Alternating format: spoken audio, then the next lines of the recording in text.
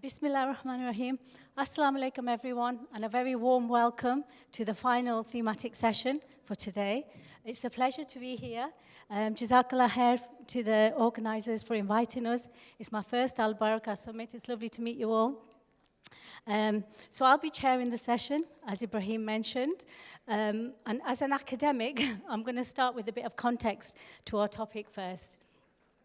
So for Muslims, Islam is not just a set of beliefs, but it is a complete way of life, and it provides guidance on all aspects, which includes finance. Therefore, it's no surprise to see that there are many Islamic financial concepts which are rooted in benevolence and helping others. Now, in this session, we're going to explore how Islamic non-profit models, such as Waqf and Qard Hassan, can promote economic and community development. Now, initially, we did have a third panelist member, but unfortunately, he fell ill, as he was going to talk about zakah, but that's why we'll be concentrating on Qard Hassan and Waqf.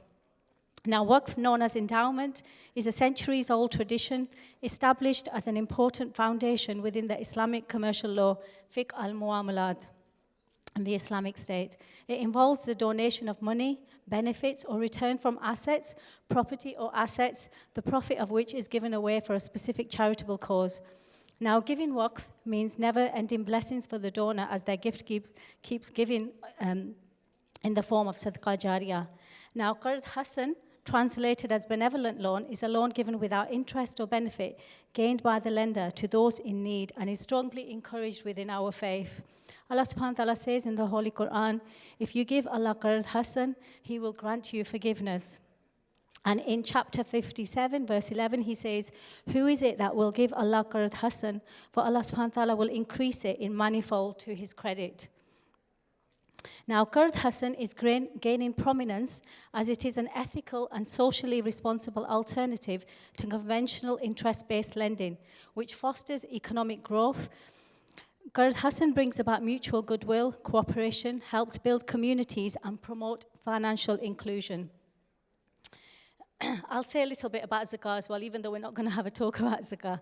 So zakah is one of the 5 pillars of Islam, which all Muslims must pay. It's 2.5% on our tax on our wealth once it reaches a certain threshold. It's a beautiful revolutionary concept which can end extreme poverty. It's a right that the poor have upon us. Allah subhanahu wa ta'ala says in the Holy Quran, those in whose wealth there is a recognized right for the need and poor. It's an amazing concept, because just imagine if the world's 10 richest were to pay just 2.5% tax of their eligible wealth, it would raise a staggering £7.7 billion, which would make a huge difference in poverty alleviation. Now, many people are familiar with these Islamic non-profit models as they implement them on a personal basis, but little is known on how these models can promote economic and community development. So in this session, it's really important because we're going to explore how Islamic non-profit models like Waqf and Qard Hassan can promote economic and community development, with a focus on innovation and the challenges in implementing these solutions. So I'm going to start by introducing our first speaker. So our first speaker tomorrow is Mr. Harun Atallah. He's the chairman for Islamic Relief Worldwide. MashaAllah, he's a chartered accountant, auditor, and aid worker. His previous positions have included being a CEO for Islamic Relief Worldwide for 5 years. He's also served as a group director for corporate services at Transparency International. Currently, he is the Finance and Support Services Director at IDLO, which is the International Development Law Organization in Rome. He has contributed to research on humanitarian work with a specific interest on the impact of counter-terrorism measures on charitable activities. His paper is entitled Initiatives and Impact of Waqf Endowments, Waqf as the Oldest Charity Institution. Over to you, Brother Harun. Do I need the mic? I think this is working. Assalamu alaikum wa rahmatullahi wa barakatuh. Bismillah, alhamdulillah, wa salatu wassalamu ala rasulillah.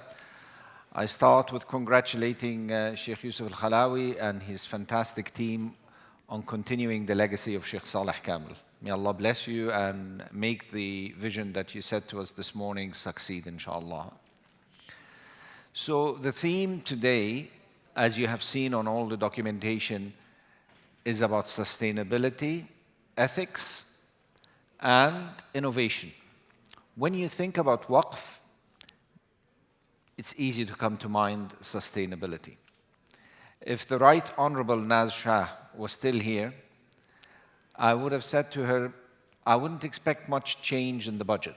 The budget of the United Kingdom, which she mentioned this morning, is pretty predictable. Yes, they tinker with one or two things here or there, and the newspapers write about it, but if you were to ignore servicing the national debt, you will find that there are three areas that consume the budget.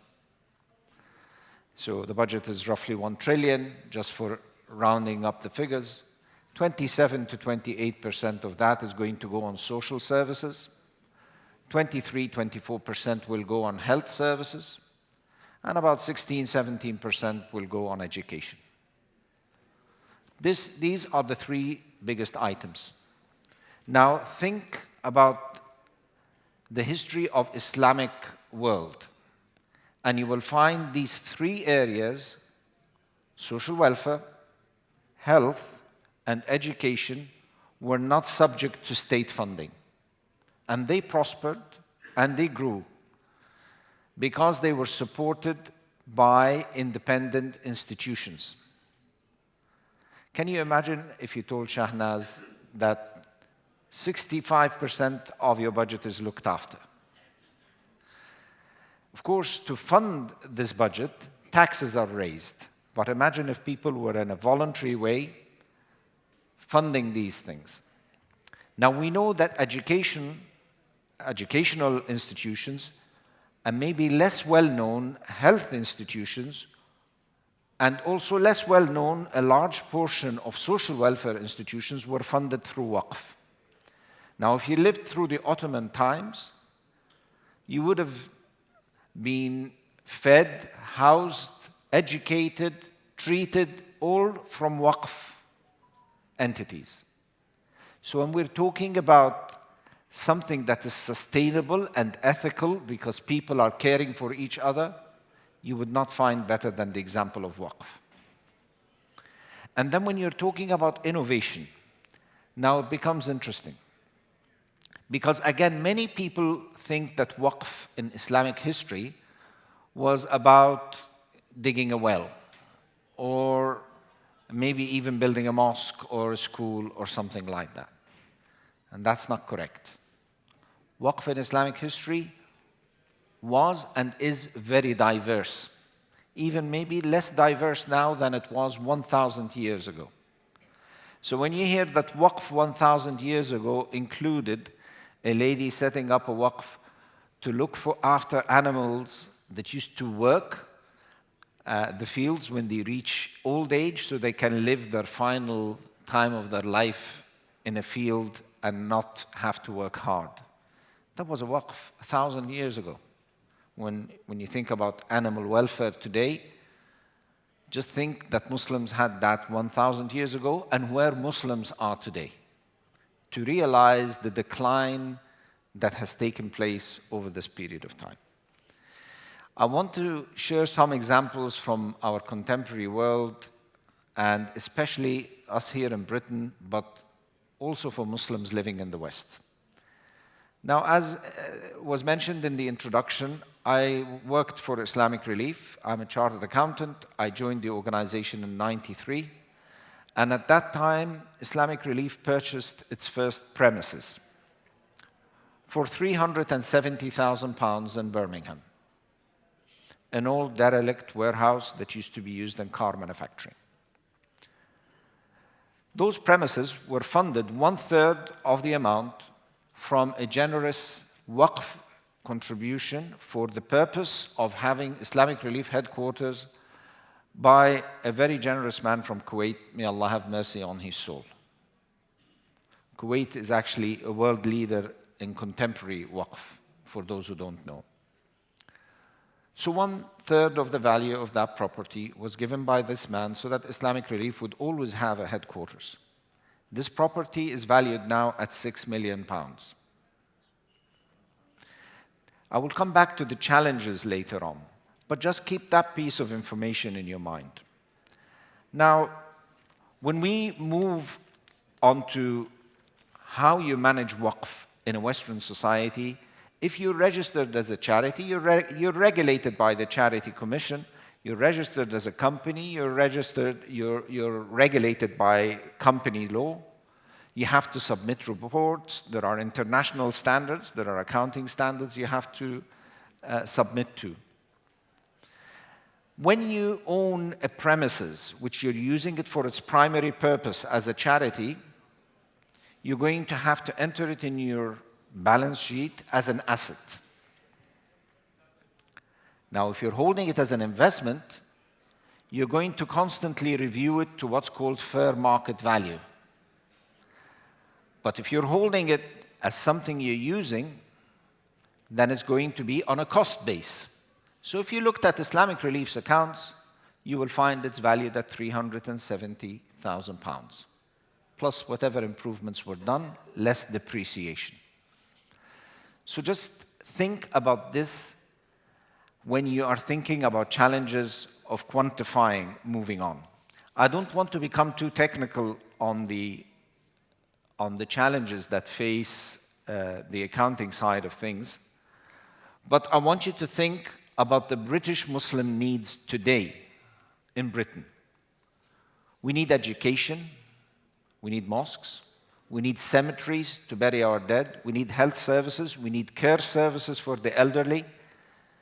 And yet, when we think about these services, rarely will you see initiatives fundraising for Waqf for these purposes.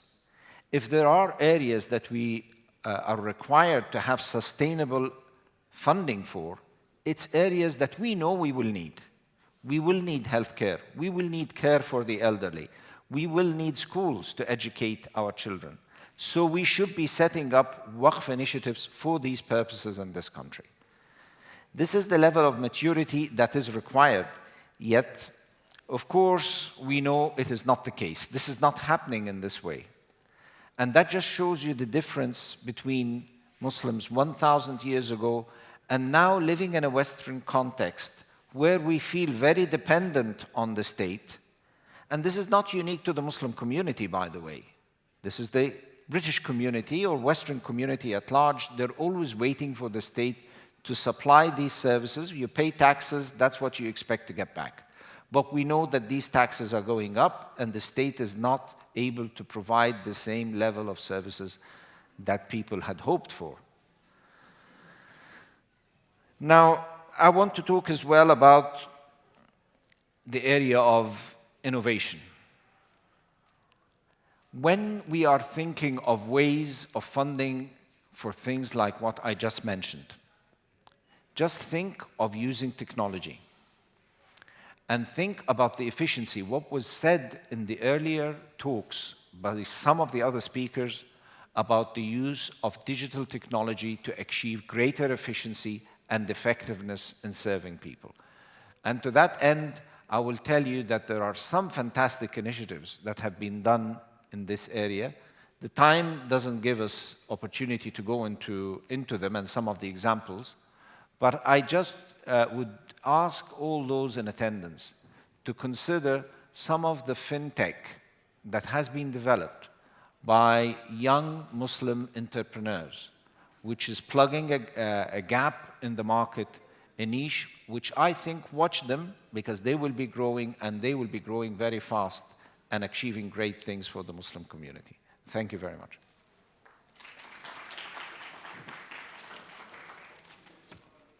Jazakallah khair, Brother Harun, for that insightful presentation. Now we'll move on to our second esteemed panelist speaker. So our second speaker is Dr. Huria Al-Islami. She's the Chief Executive Officer and founder for HGC firm. Now, Dr. Huria is Bank Indonesia award winner as the best national and global Islamic finance activist and the first recipient of the Anugerah Tokoh Alumni, which was awarded by IUM. She serves as a member of the Board of Trustees of RFI Foundation and the Board of Directors Ethics Global. Mashallah, she's an AOFI master trainer, FAA certified assessor, IFN Global Advisory Board member, Sharia board member, and strategic advisor of Islamic FinTech Alliance.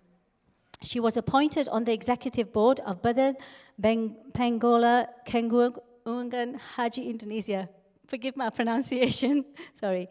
In Indonesia, in response to a presidential decree to set up the Hajj Fund for Indonesia. This role entailed drafting laws and regulations to form the basis for the fund operation and investment activities, as well as putting the infrastructure and governance in place to ensure the fund achieved its objectives. Dr. Huria is an IMF expert in Islamic finance and a member of the Islamic Finance Advisory Council of the AFIC.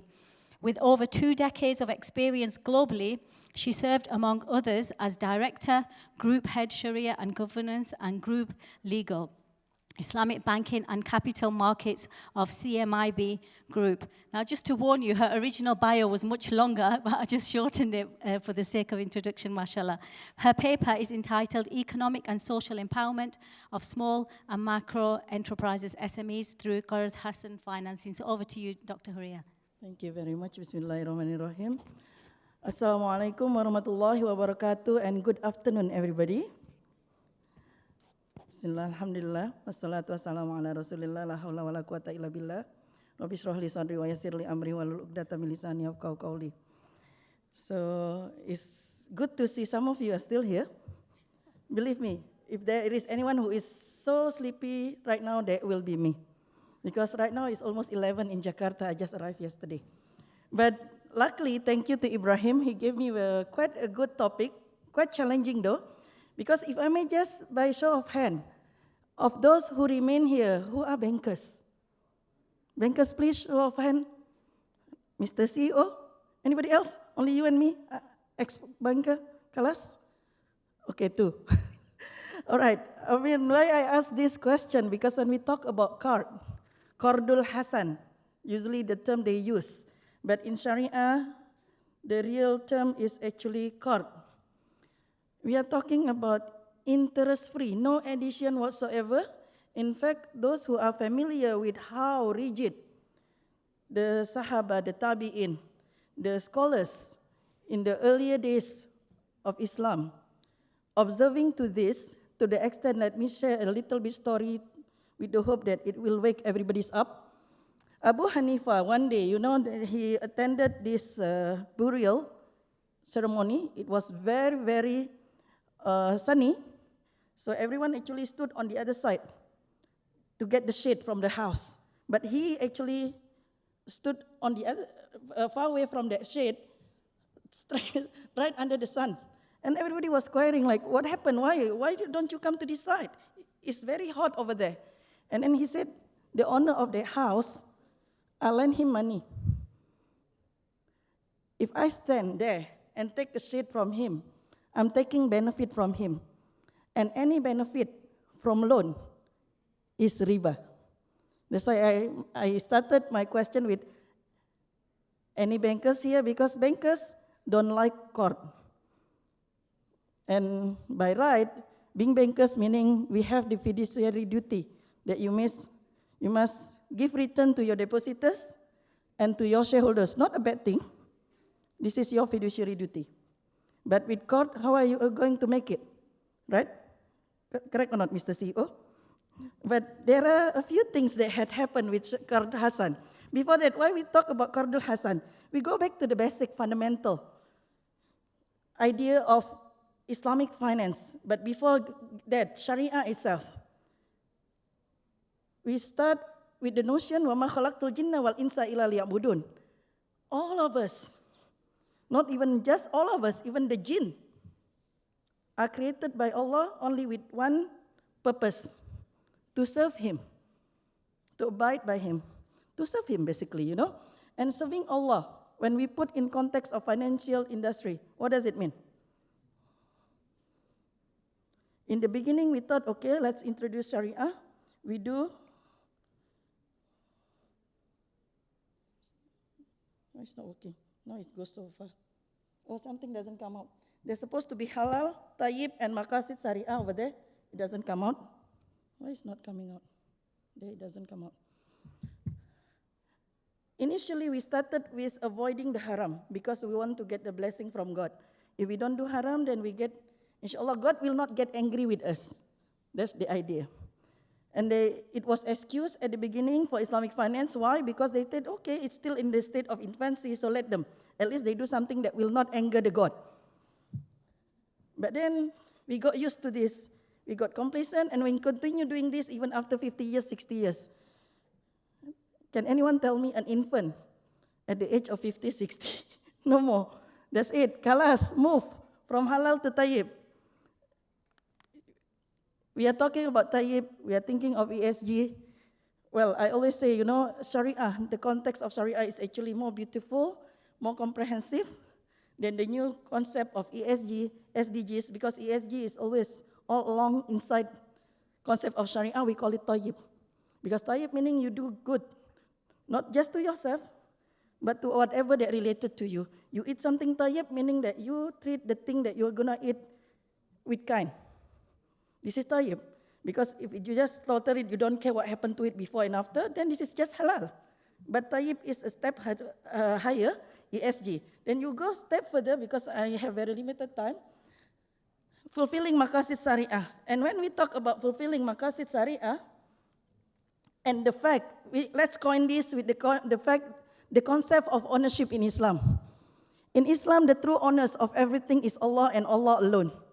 And in fact, this is actually clearly stated, in this, Ala inna lillahi ma fis samawati wal ard.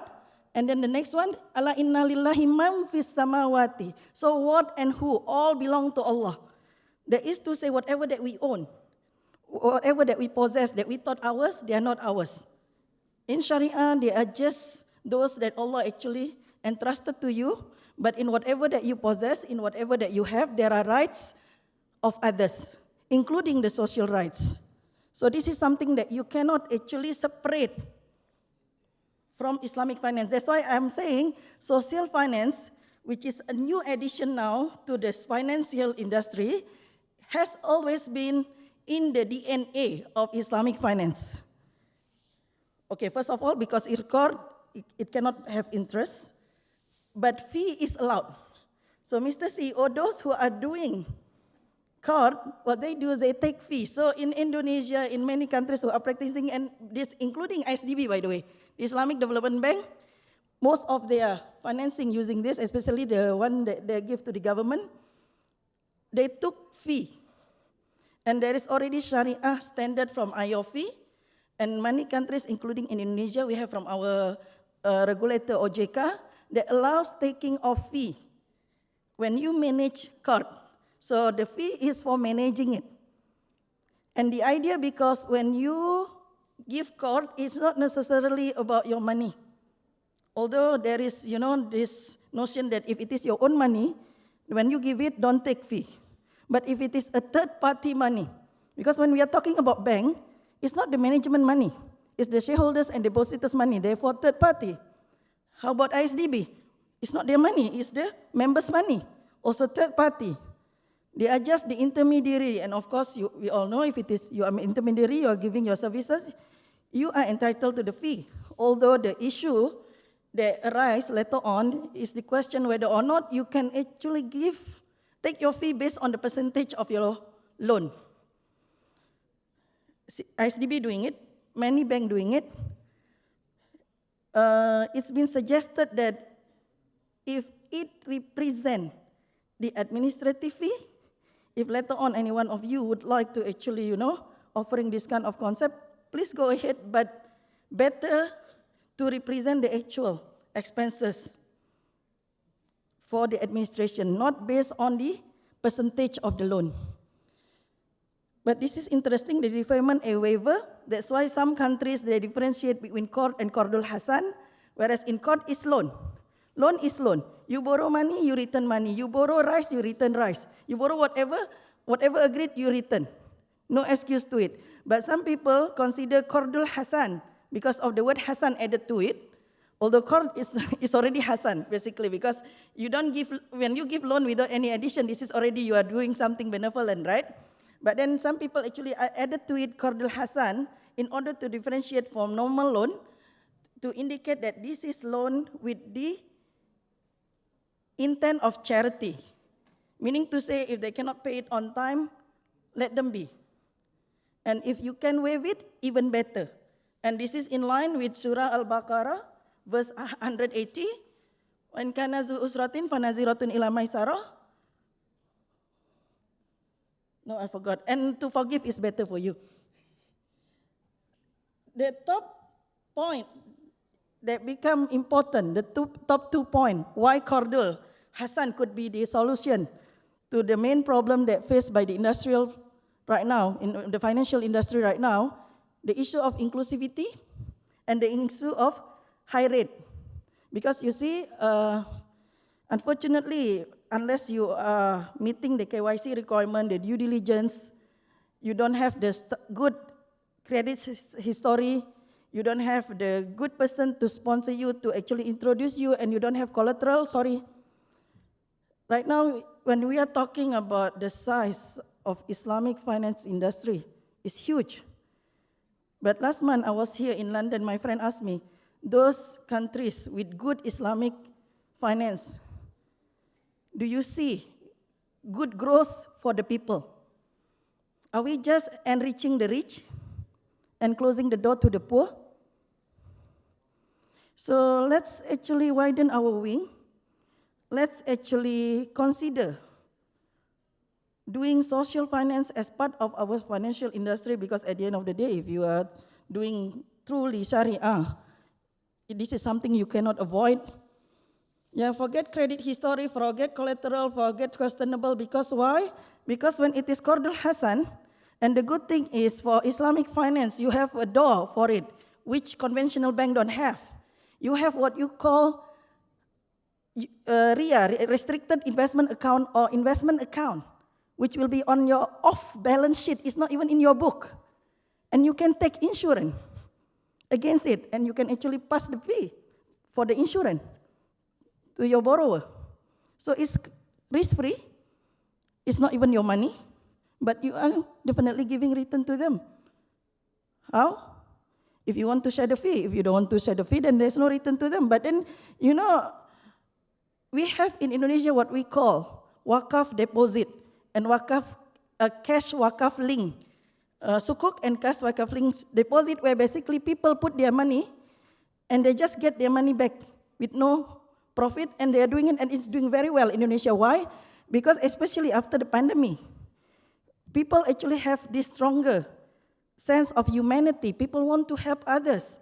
So when you put money in the bank, you don't get much. So might as well you put money in the bank, you help people, and at the end, after the tenure, you take back just your money, just capital. So if we already have a case study in Indonesia, very successful case in Indonesia using Waqf, where people just get their capital, so you can do Qard there. Easier, more straightforward, and cheaper to structure. Okay, Muhammad has to do that then. Okay, this is a case study, but although just last 2 points, Ibrahim, sorry. Thank you. The last 2 points, the problem with Qard Hassan, there are some issues actually. I hope the organizers are willing to share this with you. These are the issues that I have identified. Moral hazard, diminishing value, sinking fund. Therefore, actually, I'm recommending a blended or hybrid structure, not purely Qard as a solution. But the point that I would like to highlight here about moral hazard, because sometimes when you know that you borrow money without having to put any addition, and then when even you delay, you don't have to pay anything extra, no penalty, no consequence whatsoever, people tend to actually take it for granted, you know. When they have other obligation, they will give priority to other obligation. They may ignore it, they may actually, in the end, not motivated to repay, to perform, to actually conclude the transaction. So there are many ways that can be that we can actually include in the structure in order to mitigate this risk. Among others, as I said, you know, doing the blended, the hybrid structure that basically will encourage them because of the system of membership and all that, yeah. Something similar to Akhawat, something similar to Garmin, but then we have a membership concept, which is, I would say, like an upgrade of the concept. But just interesting case study how people could actually abuse, not abuse, I mean like be very creative with the Qard Hassan. In Indonesia, we have Qard Hassan with collateral gold. So people can borrow money, you give gold as collateral. So what happened, and you'll be surprised to know how this product has been very, very successful, and it is one of the main fee generating income for the banks. Because what people do, they may not need money. It's just that, this is now arbitraging. It's just that the gold price right now is low. So they actually borrow money, put their gold as the collateral, take the money, buy more gold. And then when the price of the gold increase, they sell it and then took the money back and repeat this thing again. That's what they've been doing. So, to conclude, giving Qard Hassan is good. I agree with Brother Muhammad Maki earlier on. He mentioned, sometimes you just need to help. But helping alone, you help people once, okay. You help people twice, okay, but not more than twice. Because then you made a habit, they make it as an expectation. This is not healthy for them, it's not healthy for the society. When you help them also to progress. That's why the hybrid concept. So basically you give the expectation. Now you start with Qard Hassan. As you move along, as you do it, but you are doing okay with Qard Hassan, you move to Musyarakah. And then inclusivity is important. In order to actually optimize from this structure, always start with Sharia. Be consistent in the sense that, this is actually for the overall portrayal of the Islamic finance itself. When we talk about whatever, be it sustainability, be it social finance, we need to be consistent. We cannot be talking about it in one forum, be like a fighter for it, and then when it's happened in certain area, we pretend like nothing happened. So that's double standard is not good. Monitoring and assessing impact, that is also very important, because as much as we have seen, the number for Islamic finance has increased tremendously, but we have not seen many people who have been helped with it. So that's something that a step further the Islamic industry may want to take. That, not only that you measure how much money you get back, but you measure also, and you assess and you monitor what people do with it.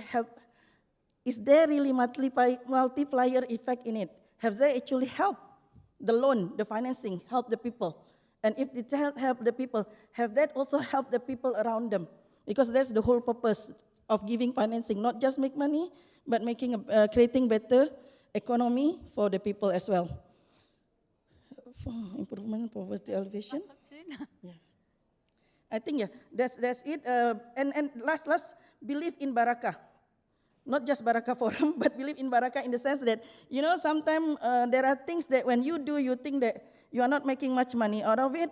But we have a case study in Indonesia where, even giving Qard Hassan could be a good business. I'll be happy to share with you. Actually, there's data also I included in my presentation, which I don't have time to share. But, when you believe in Barakah, when you believe that you can just make enough money from your fee, but you are really helping others, inshallah, even your business can flourish. Thank you very much. Assalamualaikum warahmatullahi wabarakatuh. Jazakallah, sister, for your very insightful and informative presentation. So now we'll just move on to our panel discussion. I'll just ask a couple of follow-up questions for our speakers before we open up to the audience. Okay, so Brother Harun, I'll start with yourself. So you mentioned that although Waqf is the oldest charity institution, very little is known about it in the Muslim community today. So how can we change this, and how can we promote greater use of Waqf? Jazakallah khair. This is the question I was trying to allude to in what I presented when I spoke about the challenges that face the Muslim community here. The best way is to connect it to what people actually need.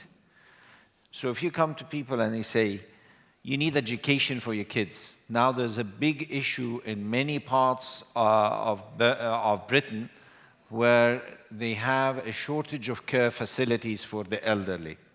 You can connect Waqf with care services for the elderly. Another challenge, which might seem strange because I was visiting the graveyards, visiting the burial places for some of my friends who died in the last few years while I was away, and they're all full. They're not accepting any new people, and they're opening new cemeteries very far out. Some Muslims came together and set up a project to do a new cemetery in a part of Birmingham. These are things that Waqf can get involved in.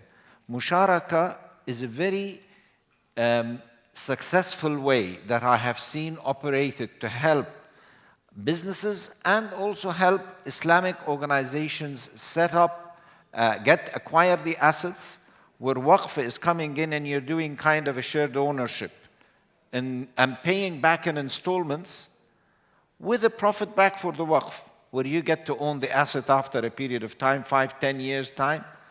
And that is another innovative way that we could do so that Muslims can own the premises that they're using, whether places of worship, schools, etc. That's how the Muslim community, I believe, would become interested in Waqf. Okay, Jazakallah. And just one other question. What would you say to those who believe that Waqf is a complex model and it's difficult to implement? There is some truth in it, but generally the principle of Waqf is very simple. You're supposed to protect the capital and you're spending the returns. But we know in reality that there is Waqf which is being marketed, including in Islamic Relief, where they are committing, for example, to doing a qurbani for you every year in perpetuity. If you make a commitment like that, that means you need to make sure you make a return. The reality of investment is yes, in the longer term it will go up, it will appreciate. But you might have a year when it depreciates. So what do? You still do it even though there is no return? So that means you will have to select types of investments that guarantee a return. That has an impact. So there is this challenge between yield and growth, return and growth, which exists always with Waqf. And this is why I think whoever manages Waqf need to be selecting the types of investments to look at the purpose from the Waqf in the first place. Jazakallah, brother. Yeah. Okay, moving on to my sister, Dr. Huria. How can we promote greater use of Qard Hassan Financing in a capitalistic society where people don't see any immediate benefit for giving a loan without interest? Thank you very much, sister. That's the very reason why I started my presentation with the fundamental, what is the purpose of our creation, why we have been created, and who is the true owner. Because if we are thinking so capitalist, that's the only thing that we have in mind, Qard Hassan will never be there. But the fact that it is there, it is something that we should not ignore. And the fact that, the good thing, for me, to a certain extent, pandemic was a blessing. Why I said it's a blessing? Because, like you witness the people that you know who lost their battle against COVID and all that, then you realize, there are things bigger than yourself. There are things bigger than just collecting money whatsoever. And if any one of you have ever lost your loved one, then you realize money, whatever that you are collecting, is nothing. Because when you are gone, you cannot even take your most favorite jewelry? Cannot. So you see, at the end of the day, if you or all of us are being reminded of the purpose of life, why we are being created, then we realize that doing good to others, khairin nas anfa'uhum linnas, doing good for others is, if you are selfish, this is what you should do. The bigger the legacy that we can leave to others, the more we can help other people. This is what you are actually collecting for your akhirah. Because you see, sister, this is maybe a bit story I can share with everyone. My daughter liked to go to Boston. And whenever we went there, near the Harvard area, I like to stop by the road, the side of the road, because you'll see all those gravestones, 40, 400 years, 350 years. They've been buried there. Then you see when they were born, they live only 30 years, 40 years, 400 years being buried. One day that will be us. How much you can eat, how much money you can collect for yourself. You see, even if you take 2.5%, which is your zakah, give it to others, to help others. You see, the thing is, the point why Qard is important, because when we do it ourselves, it doesn't have that big impact. You want to make impact, you have to have number. You want to have number, collect it somewhere.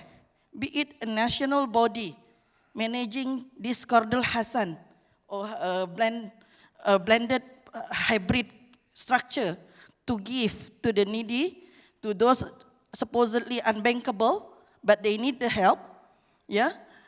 Or to the bank who is actually having this program.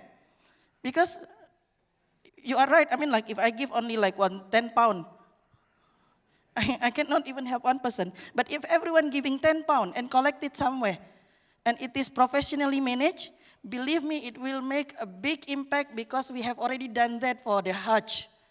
We established the Hajj fund in Indonesia. Everyone putting their money, not much, for Hajj fund is quite a lot. I mean, like imagine, but even if everyone giving small money and it is being collected, you see, the impact is in the number. The power is in the number. That's why it has to be structured, it has to be organized. When we do this, you see, you cannot even get fish and chips for 10 pound. You will not feel anything by giving 10 pound. Put. Okay. Well, last night I had it in here, the total 42 pound. No, but I mean, it's okay, 5 pound. Everyone give 5 pound. Let some put in one bank or put in one organization and let them actually handle it to help the needy. So we can actually include in the financial system those who are otherwise unbankable, those who are otherwise, if they go to bank, they'll get very high rate, while knowing that the high rate could actually put them in the high risk of defaulting. So we can actually try to mitigate these two risks by having this concept implemented, inshallah. Jazakallah khair, that was really beautiful. Okay, so I'd like to open the floor to the audience. Oh, no? Am I not allowed? Okay, just one question from the audience, please. There's one there and one here, three. Yeah, so you choose, Ibrahim. There's 4 questions there. There's a few. You choose whoever. One sister, one brother, I suppose. Okay, we'll go to the sister then, please. That's why you asked sister. Good one, I like it. Yeah.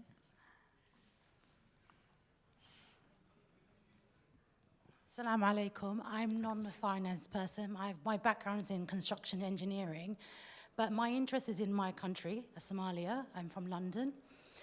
And my question was actually is based on Islamic finance from a borderless perspective. What's the journey in producing products which is borderless? So, for social sustainability, in terms of globalization, access to finance, opening the borders. Thank you. Jazakallah khair. Shall I take that? Yeah. Okay, I have the headphone. The biggest challenge with that is that when you're thinking about an investment, you have to think of regulation. So one of the challenges that face Waqf, for example, if you raise money here in the United Kingdom and you want to take it and invest it somewhere overseas, you have to think, what is the protection you have for that investment? Here, you have the Financial Services Authority regulating. You take it and invest it outside the country, you don't have that protection. You need to consider that. So the risks are high, and you may be jeopardizing the capital, which is the first responsibility of the trustee of Waqf to do, which is to protect the asset. So going across jurisdiction, it might seem simple in the corporate world, which takes high risks, of course, but it's not so simple in the charity world.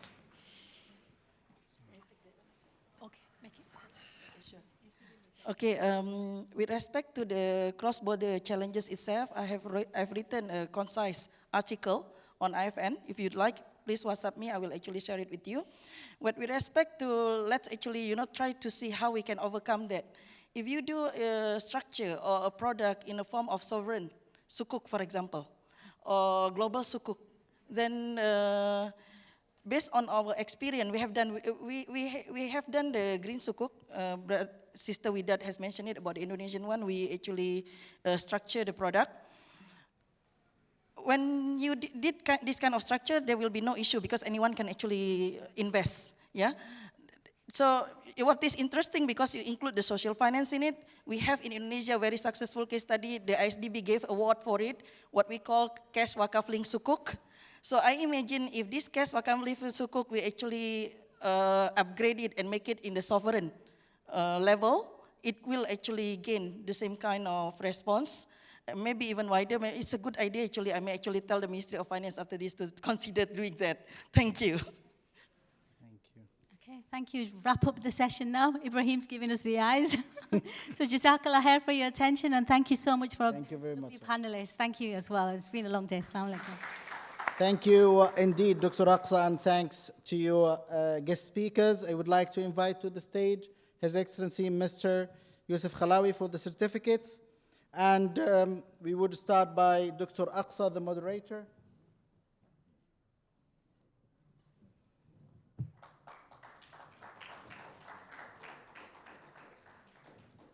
Mr. Haroon Atallah.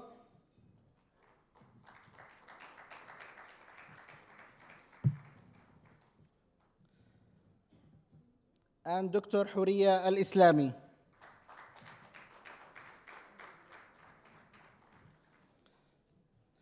This session leads us to our special note for today, which is titled The Increasing Interest of International Organizations in Islamic Financial Tools to Achieve Islamic Economic Goals.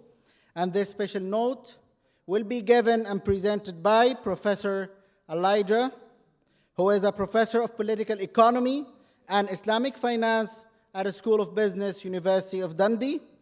His interest in Islamic economics has been developing and increasing in its all various articulations. So we would like to welcome him to the stage.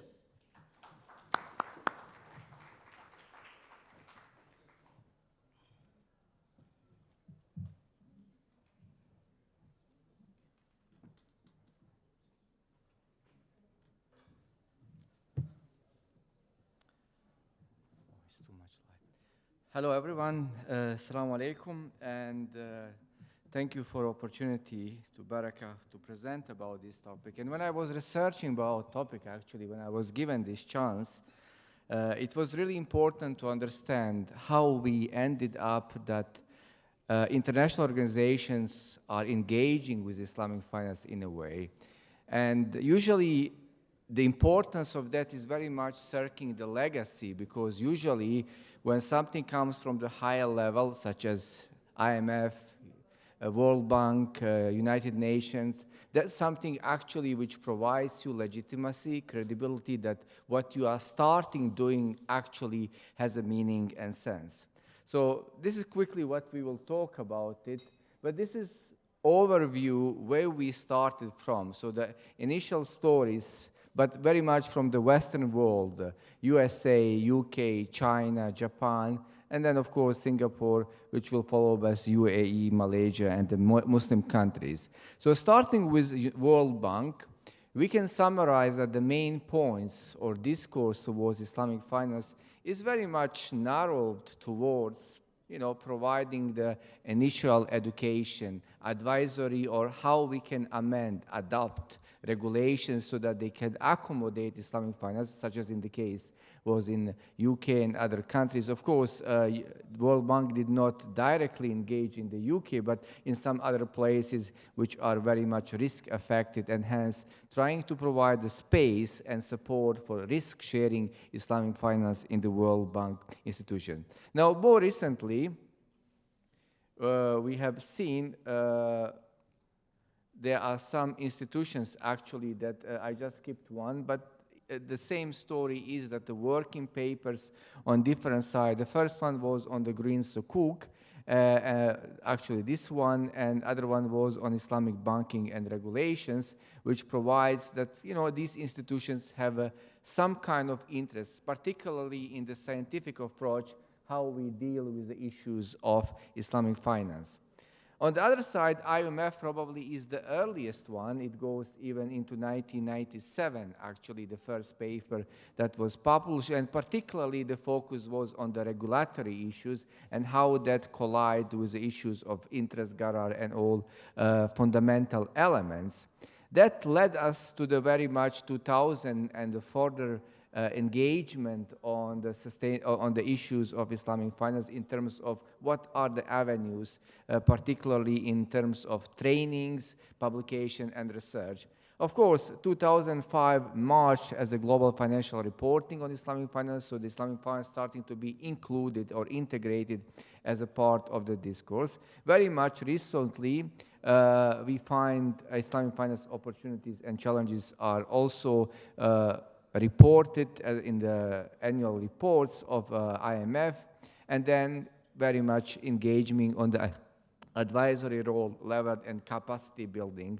Of course, the most prominent, which is currently happening, is the meeting in Bali on the fintech regulations that came as a result on meeting of the World Bank members, and therefore the element of Islamic finance was also promoted and highlighted. Now, on the back of the World Bank and IMF, of course, United Nations become quite obviously engaged, and these are the main areas that they started to focus. Of course, establishing the Center for Islamic Finance in the Istanbul, but then thematic focus on the private, public, and sector, which led into creating the portfolio of green sukuk interest, evidence-based research, which they are providing for the countries, but then Islamic finance portfolio training as well. And something that I'm also engaged directly is a massive online open course. Now, there was one that is successfully implemented 2 years ago, and you have access through the edX platform, which is free, so you can access Islamic finance on sustainable development, and from next year you will have access to ESG for Islamic banking that we actually now are recording and finalizing that element. Of course, interestingly, UNDP, since withdrawal of the US and UK and the Western powers from Afghanistan, is still active on the ground. We just have a few months ago Conference of Islamic Finance, which was present there as well, the members from Taliban government who are still trying indirectly the promoting Islamic finance efforts within that regions, but through United Nations efforts. Now, GRP, it's a risk association. Also, their involvement is quite significant in management, certification programs that they provide, research and the publication, global network events. Without going too much in details, also the Asian Development Bank, which is also a significant part in similar areas that the previous organizations are engaged. There are a number of reports, trainings, activities, partnerships that they created. Most of these institutions, actually, we have to recognize, actually partnered with IDB, Islamic Development Bank, in different projects and areas. European Central Bank was, for me, also interesting, that they have some policy issues and suggestion of how to integrate Islamic finance within the European context. We find primarily Luxembourg, of course, is a dominant, France as well, but Germany as well through the Qard Bank and other places. Norwegians are now becoming active through different avenues. And finally, because the discussion was about governments, banks, I would like to also close this talk by Bill and Gates Foundation. That was also for me interesting. Their involvement in Islamic finance, which was mainly through the microfinance that they established, or microfinance initiatives for inclusion and alleviation of poverty. So yes, they have a program collaborating with some Muslim nations. Now that brings us to summarize actually all this, that what is happening. We identified the three main outcomes of these efforts. The number one is the collaboration, and yes, that creates or increases our visibility and legitimacy. We are now here because of the strategic decision of Baraka in London, and we have in the center of the Western world Islamic finance event of such magnitude, such as the Baraka Forum. So this is another way, but this organization, World Bank, IMF, actually provides additional avenues for us or Muslim institutions, programs to collaborate and provide much higher visibility.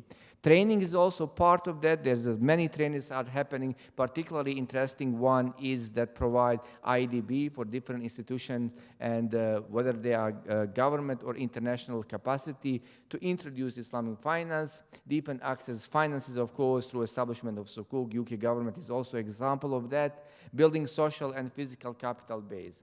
Now, when it comes to institutionalization, you are not expecting these institutions to provide Islamic finance products. So that is what is missing, but they will provide through the partnership programs to SMEs, for example, and contribution to the GDP. Also provide effective way for zakat distribution system, gross economy, wealth management, of course, and the microeconomics initiatives that they are supporting indirectly through their partnership. And finally, we can see the impact side, which is happening. Yes, there is a cooperation, and that is what we believe in, building efficient governments. That is something still IMF trying to implement through the different programs. Financial assistance can be also built on the Islamic finance and poverty alleviation and financial inclusion. Now, these are all great and general things that we can observe through these organizations in a way of engaging through Islamic economics and finance. But the question is still stay and remain. With all these efforts, we are not expecting, and I don't think so we will ever see that human development initiatives which we would like to see by actualizing what we call the Islamic moral economy or Islamic political economy by bringing ethics, religion, culture as an endogenous part of economic analysis, that policies and applications could be actually tailored for these purposes, and hence the new modes of production, what we call it, saving the land, labor, and capital, and hence creating something original that not only capital will take the alpha, but actually all three factors, so that we can have what we really call it profit and loss sharing entity or profit loss sharing community. Thank you very much.